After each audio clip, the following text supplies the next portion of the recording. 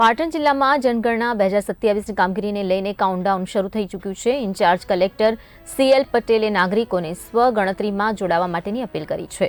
પ્રથમ તબક્કામાં 1 જૂનથી 30 જૂન 2026 દરમિયાન ઘર યાદી અને મકાન ગણતરી થશે, જ્યારે બીજા તબક્કામાં 9 ફેબ્રુઆરીથી 28 ફેબ્રુઆરી 2027 દરમિયાન વસ્તી ગણતરી હાથ ધરાશે। 17 મેથી 31 મે 2026 સુધી સ્વગણતરી પ્રક્રિયા શરૂ થવાની છે। નાગરિકો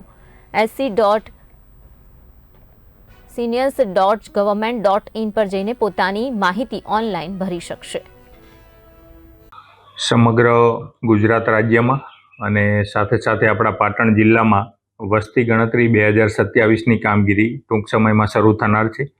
આ કામગીરી 2 ભાગમાં કરવામાં આવનાર છે, જેમાં પહેલા ભાગમાં ઘર યાદી અને મકાનોની ગણતરી છે, જેને આપણે હાઉસ લિસ્ટિંગ અને હાઉસિંગ સેન્સસ તરીકે ઓળખીએ છીએ। જે કામગીરી 1 જૂનથી શરૂ થશે અને 30મી જૂન એટલે સમગ્ર જૂન માસ દરમિયાન આ કામગીરી કરવામાં આવશે। અને ત્યારબાદ વસ્તી ગણતરીની જે કામગીરી છે એ 9મી ફેબ્રુઆરી 2027થી 28મી ફેબ્રુઆરી 2027 દરમિયાન કરવામાં આવશે।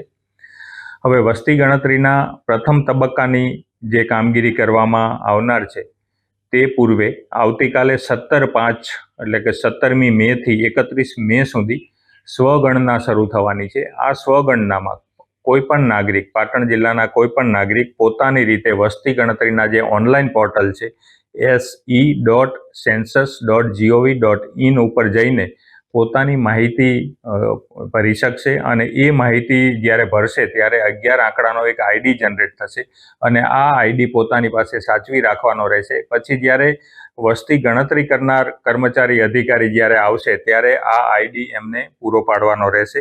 તો હું પાટણ જિલ્લાના સૌ નાગરિકોને અપીલ કરું છું કે આપ સૌને આ સ્વગણના કે જે સેલ્ફ ઇમ્યુનરેશન છે એ પ્રક્રિયામાં સક્રિય રીતે ભાગ લો અને જે વહીવટી તંત્રની જે પ્રક્રિયાના ભાગરૂપે જ્યારે તમારી પાસે આ હાઉસ લિસ્ટિંગ માટે અને મકાનની ગણતરી માટે આવે તો તમારો પણ સમય ના બગડે અને તમે સ્વગણના તમારી રીતે જ કરી દેશો તો માત્ર 11 ડિજિટનો આ નંબર આપીને જ તમારી ગણતરી પૂરી કરી શકો એવી સમગ્ર વ્યવસ્થા છે।